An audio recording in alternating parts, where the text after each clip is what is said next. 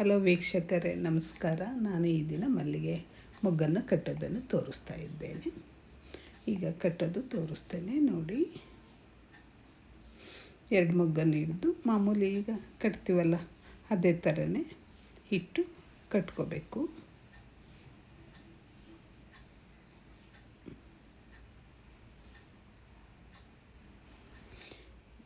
ಇನ್ನು ಮುಂದೆ ಒಂದೊಂದೇ ಮೊಗ್ಗನ್ನು ಇಡ್ತಾ ಕಟ್ಕೊತ ಹೋಗಬೇಕು. ಒಂದು ಮೊಗ್ಗನ್ನು ಇಟ್ಟು ಹಿಂದಿನ ಮೊಗ್ಗನ್ನು ಸೇರಿಸಿ ಕೆಳಗಿನಿಂದ ಸುತ್ತು ಹಾಕಿ, ಹಾಗೆ ಮೇಲೆ ಹಿಂದಿನ ಮೊಗ್ಗನ್ನು ಸೇರಿಸಿ ಗಂಟು ಹಾಕಿ, ಇನ್ನೊಮ್ಮೆ ಇನ್ನೊಂದು ಮೊಗ್ಗನ್ನು ಇಟ್ಟು ಹಿಂದಿನ ಮೊಗ್ಗನ್ನು ಸೇರಿಸಿ ಕೆಳಗಿನಿಂದ ಸುತ್ತು ಹಾಕಿ, ಮೇಲೆ ಹಿಂದಿನ ಮೊಗ್ಗನ್ನು ಸೇರಿಸಿ ಗಂಟು ಹಾಕಿ. ಇನ್ನೊಮ್ಮೆ ನೋಡೋಣ. ಇನ್ನೊಂದು ಮೊಗ್ಗನ್ನು ಇಟ್ಟು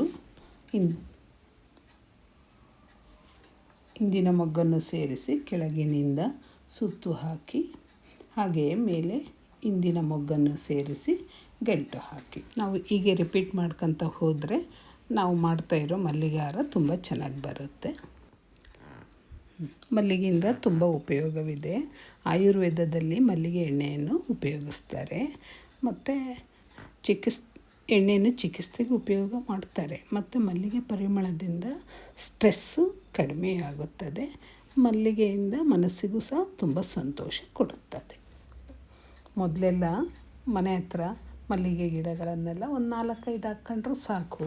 ಲೇಡೀಸ್ ಎಲ್ಲ ಬೆಳಗ್ಗೆಲ್ಲ ಏನೇ ಒಂದು ಕೆಲಸ ಮಾಡಿದರೂ ನಾವು ಸಂಜೆಗೊಂದು ಮಲ್ಲಿಗೆ ಬಿಡಿಸ್ಬೇಕು ಅನ್ನೋ ಒಂದು ನಮಗೆ ಟೈಮ್ ಒಂದು ಅದಕ್ಕೆ ಸೆಟ್ ಮಾಡಿ ಇಟ್ಕೊಂಡು, ಮತ್ತು ಸಂಜೆ ಹೋಗಿ ಮಲ್ಲಿಗೆ ಎಲ್ಲ ಬಿಡಿಸಿ ಮತ್ತೆ ತಂದು ಅದನ್ನು ಕೂತು ಚಂದದಲ್ಲಿ ನಾವು ಮಾಲೆಯನ್ನು ಮಾಡ್ತಾರೆ. ಮಾಡಿದ ನಂತರ ನಾವೇನೇ ಬೆಳಗ್ಗೆ ಕೆಲಸ ಮಾಡಿದರೂ ಆ ಒಂದು ಮಲ್ಲಿಗೆ ಮೊಗ್ಗು ಆ ಪರಿಮಳದಿದ್ದ ನಮಗೇನೇ ಒಂದು ಸ್ಟ್ರೆಸ್ ಆಗಿದ್ದರೂ ತುಂಬ ಕಡಿಮೆ ಆಗಿ ತುಂಬ ಖುಷಿನೂ ಆಗುತ್ತೆ.